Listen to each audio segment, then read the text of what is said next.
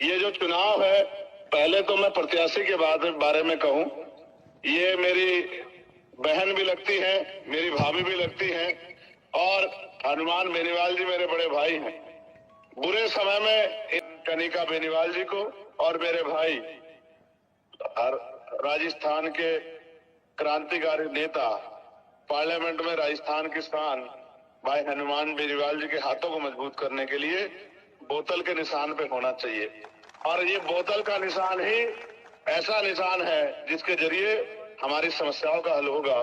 और हमारी लड़ाई आप महसूस करके देखो, जब दलितों पे कोई जुल्म होता है, शेड्यूल कास्ट के किसी परिवार पे, तो सारे नेता घर में पड़ के सोते हैं। वो भी पड़ के सोते हैं जिनको हमारे यहाँ डिप्टी चीफ मिनिस्टर बना के चेहरा बनाया गया है।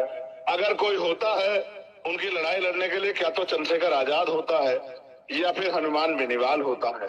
और भीम आर्मी आजाद समाज पार्टी के नेता जिम्मेदारी है, और ये जिम्मेदारी आप ही लोगों ने डाली है कि जहां जहां हम ताकत बना सकते हैं वहां ताकत बनाए। वहां तो हनुमान बेनीवाल जी आज के समय में अकेले ही चंद्रशेखर आजाद की और अपनी जिम्मेदारी अदा कर रहे हैं। लेकिन यहाँ उत्तर प्रदेश में भी उपचुनाव है 9 सीटों पे, और झारखंड और महाराष्ट्र में भी आपकी पार्टी लड़ रही है। बिहार का उपचुनाव और मध्य प्रदेश का चुनाव भी लड़ रही है। मेरी बहुत दिल इच्छा थी कि मैं आज इस सम्मेलन में शामिल होकर आपसे आशीर्वाद प्राप्त करूं और आपसे फिर से दिल से जो मेरा रिश्ता है उसको मजबूत करूं, लेकिन समय कमी कारण में नहीं आ पाया। मैंने इच्छा जाहिर की भाई हनुमान बेनीवाल जी से कि भाई आप मुझे जो है ना एक बार मेरी बात जो है रखने का मौका इसी मंच के माध्यम से दे दो, क्योंकि सामने मेरा परिवार बैठा हुआ है, मेरे नौजवान भाई खड़े हुए हैं। आप राजस्थान के हालात जानते हो, किस तरह राजस्थान में जुल्म जाति के शिकार हम लोग हो रहे हैं, और लगातार ये जुल्म जाति कम नहीं हो रही। हमने कांग्रेस को हटाने के लिए भाजपा को मौका दे दिया, और भाजपा के लोगों ने बैठ के किस तरह से हमारे लोगों पर जुल्म किया। ये कांग्रेस भाजपा के लोगों के जरिए आपका भला नहीं हो सकता है।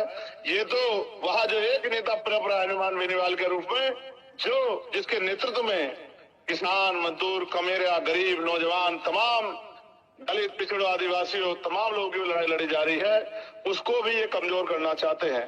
लेकिन इनको ताकत देने की अगर हिम्मत किसी में है तो बाबा साहब अम्बेडकर ने आपकी उंगली में वोट की ताकत दी है।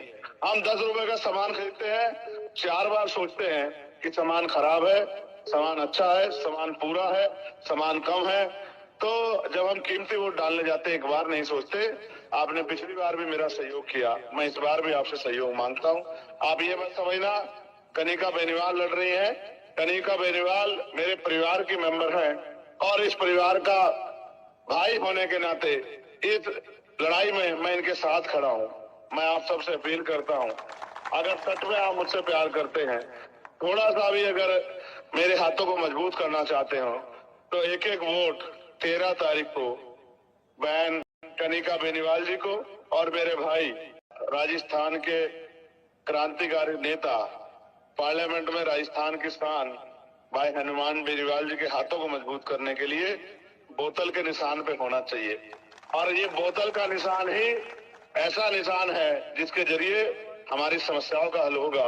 और हमारी लड़ाई आप महसूस करके देखो, जब दलितों पे कोई जुल्म होता है, शेड्यूल कास्ट के किसी परिवार पे, तो सारे नेता घर में पड़ के सोते हैं। वो भी पड़ के सोते हैं जिनको हमारे यहाँ डिप्टी चीफ मिनिस्टर बना के चेहरा बनाया गया है।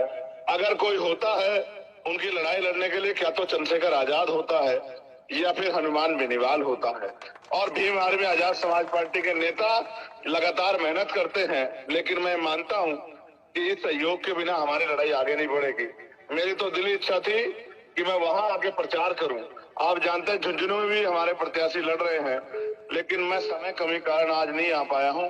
मैं आपसे अपील करता हूं, आप मुझे बताओ, क्या इस लड़ाई में आप हमारी मदद करोगे?